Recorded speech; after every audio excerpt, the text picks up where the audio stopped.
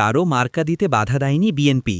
এটি নির্বাচন কমিশনের ইসি বিষয় বলে মন্তব্য করেছেন দলটির মহাসচিব মির্জা ফখরুল ইসলাম আলমগীর। তিনি বলেন, ধানের শীষ অপ্রতিরোধ্য বলেই অযথা ধানের শীষকে নিয়ে টানাটানি করা হচ্ছে। আজ শুক্রবার ১০ অক্টোবর দুপুরে রাজধানীতে এক আলোচনা সভায় তিনি একথা বলেন। মির্জা ফখরুল বলেন, গণতান্ত্রিক ব্যবস্থায় ফিরে যাওয়ার একটাই পথ সুষ্ঠু ও গ্রহণযোগ্য নির্বাচনের মাধ্যমে। যতই সংস্কার করি না কেন, যতক্ষণ পর্যন্ত নির্বাচনের মাধ্যমে নির্বাচিত সরকার গঠন করতে না পারব, ততক্ষণ গণতন্ত্রে উত্তরণ সম্ভব নয়। দোষারোপ করা হলেও বিএনপির জন্মই সংস্কারের মধ্য দিয়ে। তিনি আরও বলেন, সংস্কারের সঙ্গে বিএনপিকে জড়িয়ে অযথা মিথ্যাচার করে কোনো লাভ হবে না। নির্ধারিত সময়েই নির্বাচন হতে হবে, অন্যথায় নির্বাচন হবে না। আমলাতন্ত্রকে নির্দিষ্ট দলের পকেটে ভরার চেষ্টা করা হচ্ছে, বিএনপি তা বরদাস্ত করবে না।